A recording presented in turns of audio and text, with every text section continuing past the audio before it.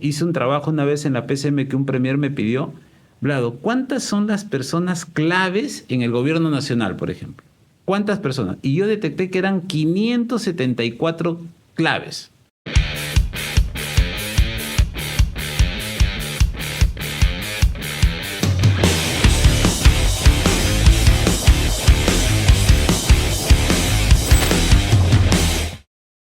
Hola amigos, bienvenidos a esta nueva versión de Señor Estado, esta vez en versión podcast.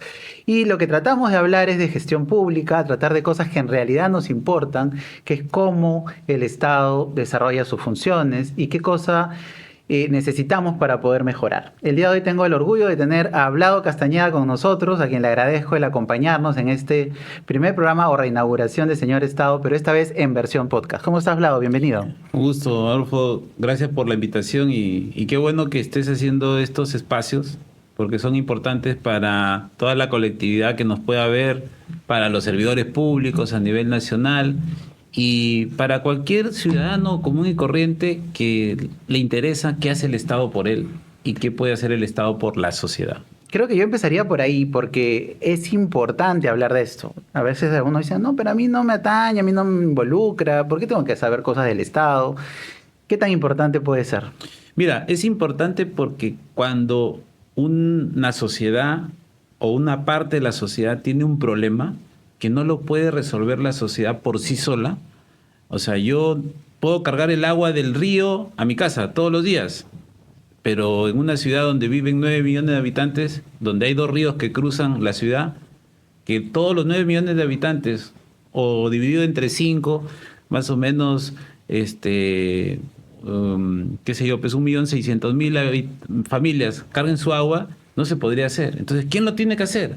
Alguien que tenga la capacidad. Entonces, la sociedad ha creado el Estado para que esos problemas que la sociedad no los puede hacer por su propia cuenta, el Estado ayude, colabore a que esa sociedad tenga una mejor condición de vida. Por eso es importante el Estado. Y ahí hay mucha confusión, ¿no? Entre política, gestión pública. Quisiera empezar por ahí, ya lo hemos tocado en algunos otros programas anteriores, pero quisiera empezar por ahí, ¿no? ¿Cómo hablamos de política y hablamos de gestión pública?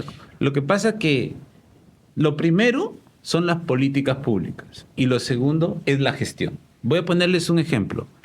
Tú puedes gestionar tu familia si sé qué es lo que quiero hacer por mi familia. Si yo no sé qué quiero hacer por mi familia, no puedo gestionar mi familia. Primero trazo los objetivos, digamos. Exacto. Y las políticas públicas están en esa dimensión. ¿Cuáles son esas directrices? ¿Qué voy a hacer? ¿Cómo lo voy a hacer? En el caso del Estado, ¿qué servicios voy a entregar? Y para hacer esos servicios a veces necesito una serie de proyectos que acompañen esa mejora de la capacidad de producción del servicio. Claro, Es como en tu casa. Oye, yo quiero tener una zona de recreación en mi casa. ¿Qué hago? Un proyecto donde genero esa zona de recreación, una parrillita. Pero la pregunta primero es ¿por qué necesito la zona de recreación? Podría ser, ¿no? Exacto. Porque si tú pones cosas por poner, ¿qué es lo que suele pasar? Terminas duplicando, terminas superponiéndote o terminas colocando algo que tu familia te dice, ¿para qué has puesto eso si yo no lo necesito? Más bien hubiese necesitado que inviertas eso en esto, en esto. Entonces, por eso es importante primero tener claras las políticas públicas. Ahora, un dato importante es, cuando yo configuro una política pública son 3 cosas que necesito tener claro. 1, el problema que voy a resolver. El problema. 2, la solución. Y 3, que esa solución la pueda hacer, en este caso, el Estado. ¿Cómo la voy a hacer? O si le corresponde al Estado o no le corresponde. Exacto. Ese análisis se llega al momento de establecer las políticas. Exacto. Y luego la parte de gestión, que es la segunda parte, ya es el conjunto de procesos y de acciones para cumplir esos objetivos que he dispuesto a hacer en favor de, en este caso, de la sociedad. Pero creo yo que el común de las personas, ahí venía mi pregunta o el punto de tocar política y gestión, ¿no? O sea, la mayoría de personas habla de la política, y lo vemos como que política es solamente eso que conocemos como congresistas, como el presidente. Eso es la política, que los partidos políticos. Pero políticas públicas, en 2 palabras, ¿cuál sería la definición? Lo que pasa es que los anglosajones lo dividieron en 3 palabras diferentes, ¿no? La policy, la politis y la polity. Nosotros decimos en el castellano política. Pero en realidad, para ponerlo en términos prácticos, son 3 cosas que hay que hacer en la política para tener una buena política pública. ¿Cuál es la diferencia? La política es representar los intereses de la sociedad. De repente ahorita tú estás haciendo esto. No, no necesariamente. De repente ahorita tú estás haciendo este podcast porque te interesa que el país tenga una mejor visualización y tú estás teniendo el interés de que el país esté mejor educado, tenga una mejor cultura política democrática. Estás haciendo algo de política. Uno de los objetivos es involucrarnos, ¿no? Exacto. Estás haciendo algo de política, desde la parte académica, diríamos. Pero también lo puedo hacer desde un partido político, también lo puedo hacer desde un gremio, también lo puedo hacer desde un sindicato, también puedo hacerlo desde un frente de defensa. Interesante, porque La eso política, no es claro, ¿no? La política es representar los intereses de la sociedad. Cuando tú representas los intereses de la sociedad, estás haciendo política. La política pública es, agarras ese problema que es de interés de la sociedad, tratas de configurar una solución, lo analizas y luego haces que esa solución lo haga el Estado. Puede hacerlo el Estado solo, puede hacerlo el Estado con la sociedad, puede hacerlo el Estado con la empresa, puede hacerlo el Estado con otros estados. En fin, ahí ya se configura una serie de elementos para determinar la mejor forma de la práctica que tiene que hacer el Estado, siempre en favor de la sociedad. Claro, y lo que creemos o lo más fácil de entender o de conocer es, el Estado lo soluciona a través de una ley, ¿no? Pero no es solo eso, ¿no? No. Y es más, eso es lo más básico de repente. Y ahí entra lo que tú decías, que a veces se confunde estos diferentes ámbitos de hacer política para hacer política pública. Pero son 3, mira. Uno es el espacio del político, que mediante sus declaraciones, mediante sus discursos, mediante sus directrices, hace política. En la parte del político hay 2. El que está dentro del Estado, que se llama autoridad política. Seguro que han escuchado todos tus televidentes. No autoridad pública. No, autoridad política. Porque el pueblo me ha puesto ahí como alcalde, como congresista, también indirectamente me puede haber puesto como miembro del Tribunal Constitucional. O sea, yo no lo he puesto al miembro del Tribunal Constitucional, pero lo he puesto al Congreso. Indirectamente es representación del pueblo. Muy bien. Esas autoridades políticas hacen política desde el Estado. Y hay otros que hacen política desde afuera del Estado, que critican, que ayudan, que colaboran, que hacen incidencia para que salga un determinado tema. El segundo espacio es en el que tú y yo a veces nos hemos encontrado, que es, oye, nos dicen, acá hay un problema de público, a ver cómo lo solucionamos. Dentro del Estado hay la tecnocracia, que se dedica a hacer políticas públicas, a hacer políticas, planes, programas, proyectos, y hacer que eso funcione. Eso es el segundo espacio. Y el tercer espacio es que tú sabes, ¿no? Yo quiero hacer la política nacional de mejoramiento de de manejo de todos los residuos sólidos a nivel nacional en cada distrito del Perú. Quiero hacer esa política. Ya, hago un documento y ya está. No, lo tengo que aprobar. Tiene que estar legalizado. Claro, ese es el espacio institucional. Hay un espacio donde se decide. Por ejemplo... Y no basta con las leyes, no basta con las normas, exacto. No basta con eso. Pero la verdad hablado es que la gente dice... O sea, no me llega a mí, ¿no? O sea, no, tú lo has visto, tú viajas mucho a provincia, yo también. No me llega a mí, no veo que se haga nada, ¿no? ¿Por qué pasa esto? ¿Por qué? Porque a veces las políticas públicas, para la gente, ¿en qué se tienen que traducir?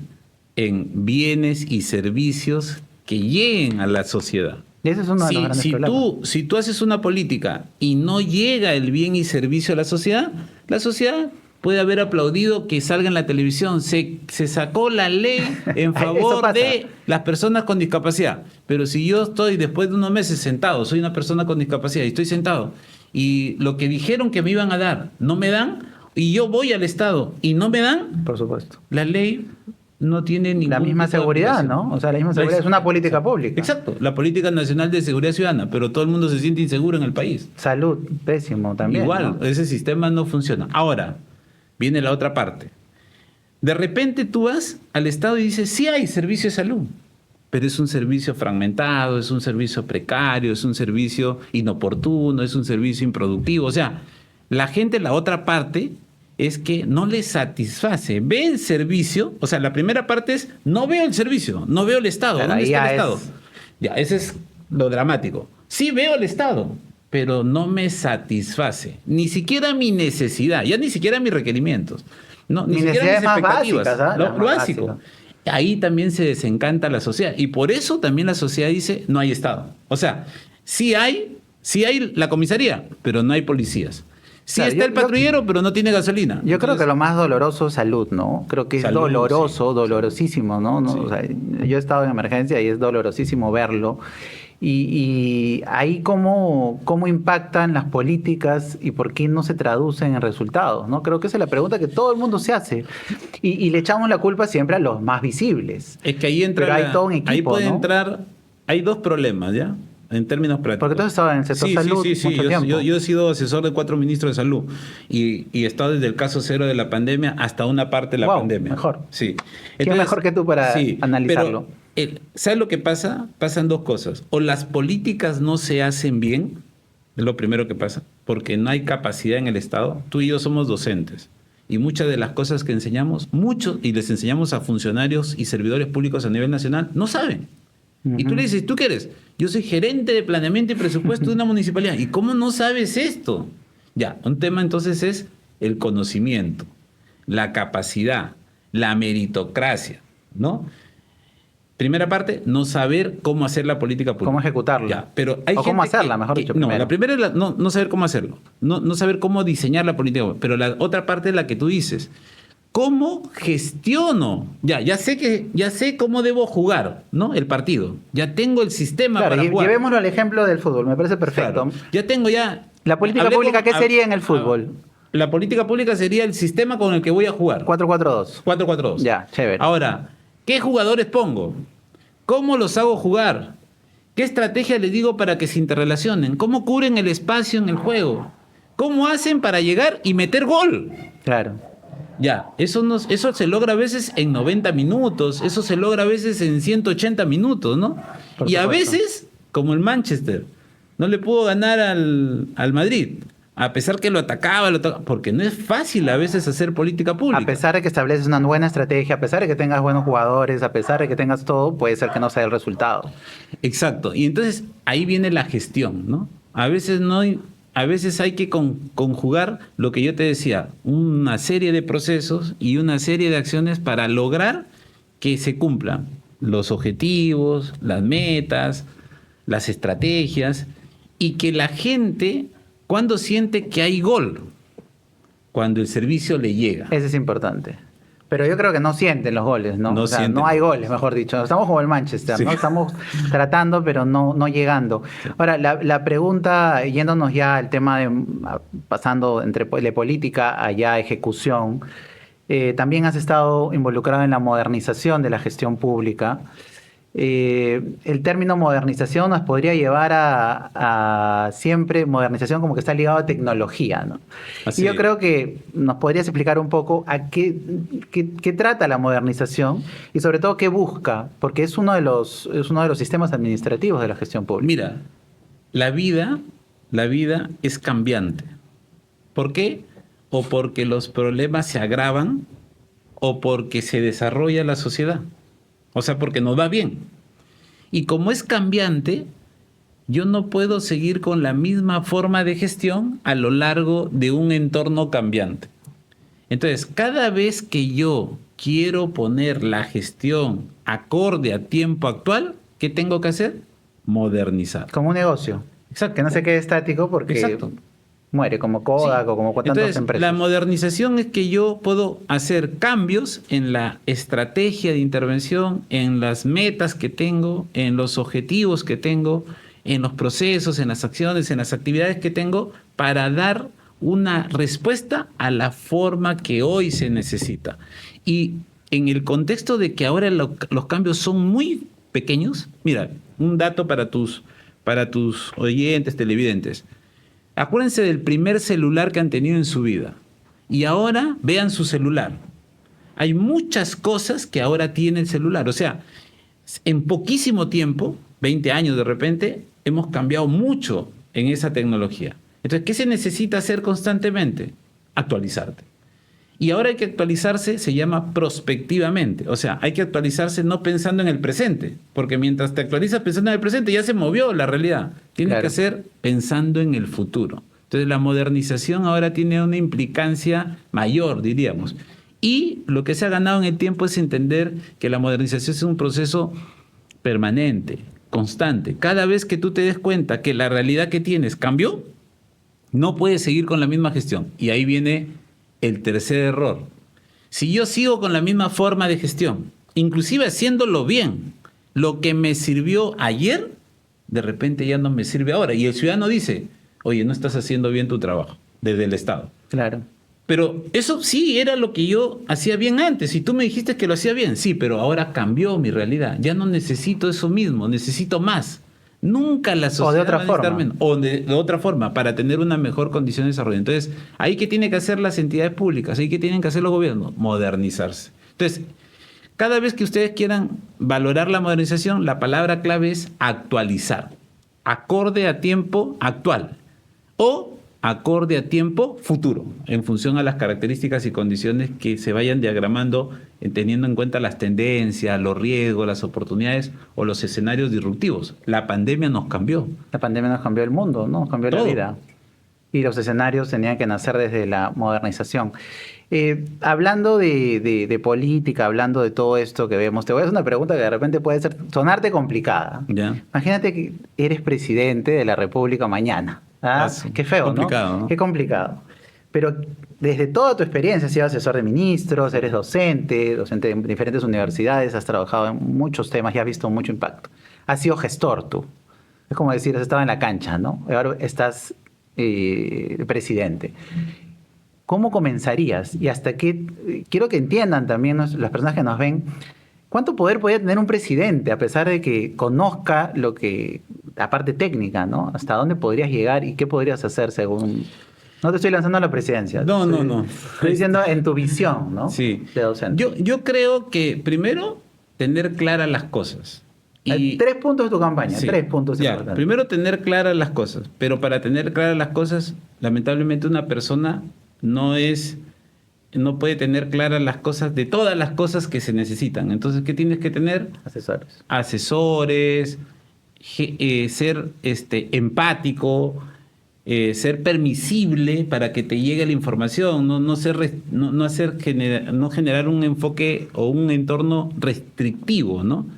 Y escuchar, cuando eres presidente tienes que escuchar a todos, porque ya no eres presidente de los que votaron por ti. Qué complicado, ¿no? Sí, es De complicado. verdad, es complicadísimo, Porque en nuestro país es más Gente dice, complicado. fácil, presidente que No, soluciona eso. es complicado porque los del sur no piensan igual que los del norte, los de la costa no piensan igual que los de la selva. O sea, hay mucha diversidad y heterogeneidad, pero eso tú tienes que tener una capacidad mayor entonces.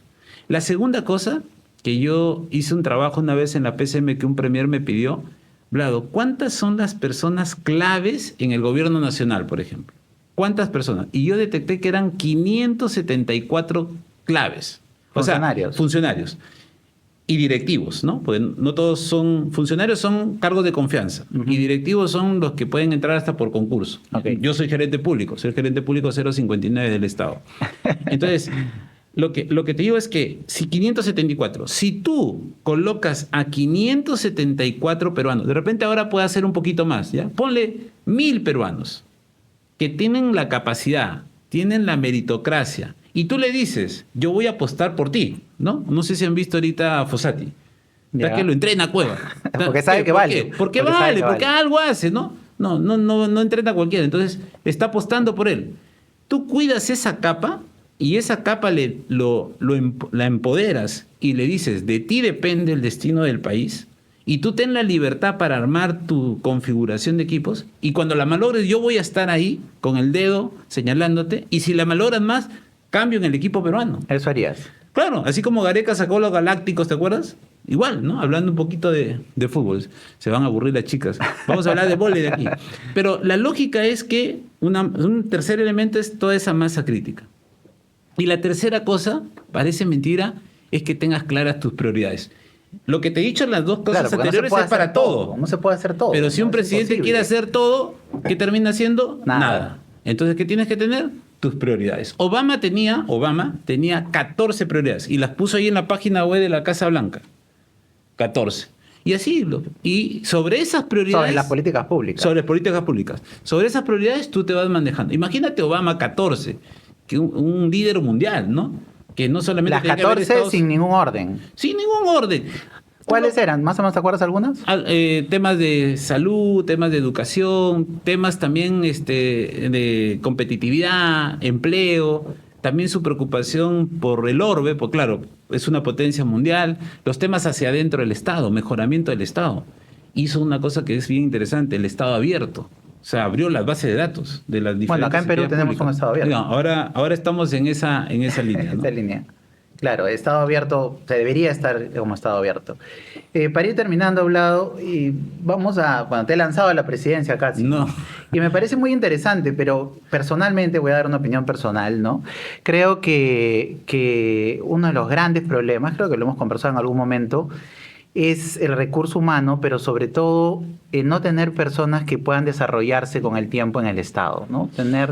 Tener este tema de alta rotación, creo que es un grave problema que no veo yo personalmente una solución a mediano plazo. ¿Tú la ves desde tu posición?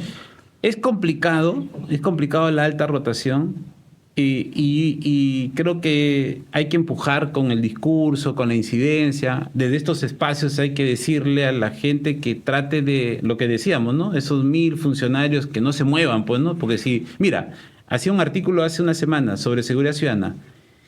En los últimos 5 años, en promedio, cada 3 meses hemos tenido un ministro de Interior.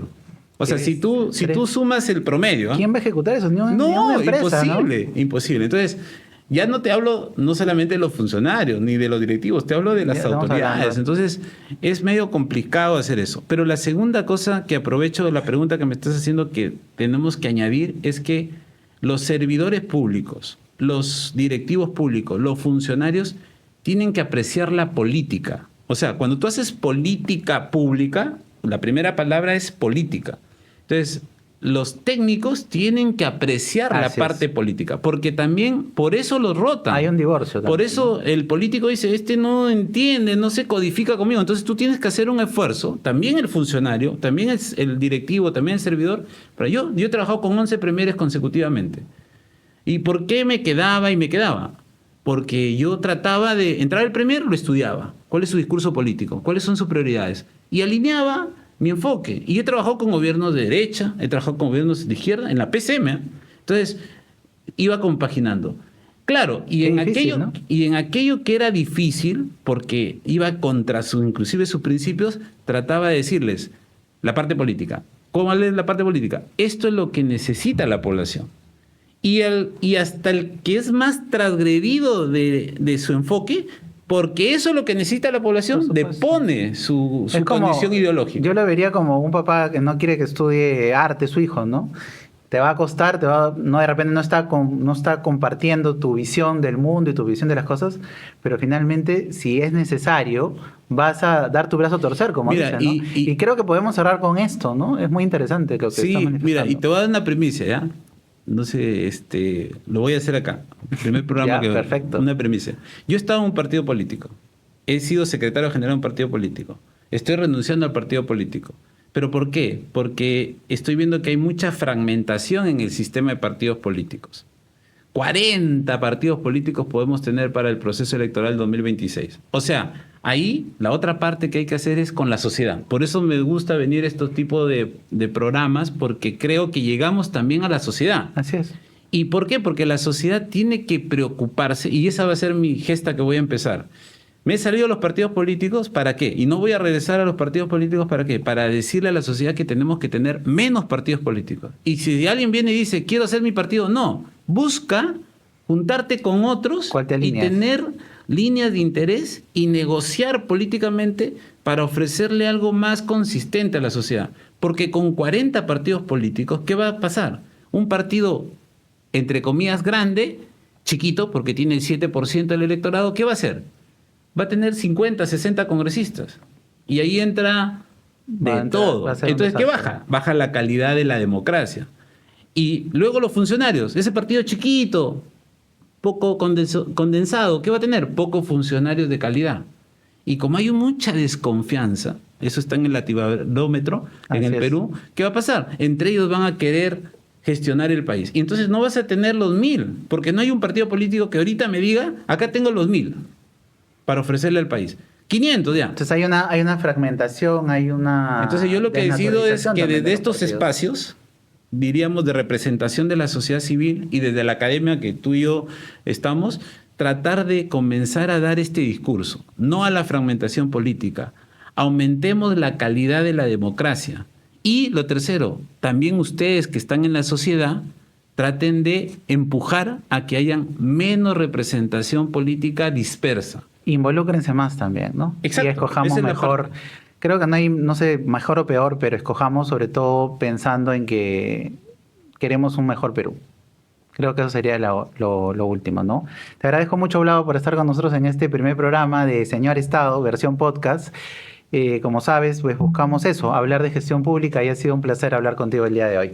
Te agradezco Igual, la visita Adolfo, y que felicitaciones. espero verte en algún otro programa. Listo. Muchas gracias, amigos, a ustedes que nos han acompañado el día de hoy y no se pierdan todos los episodios de Señor Estado.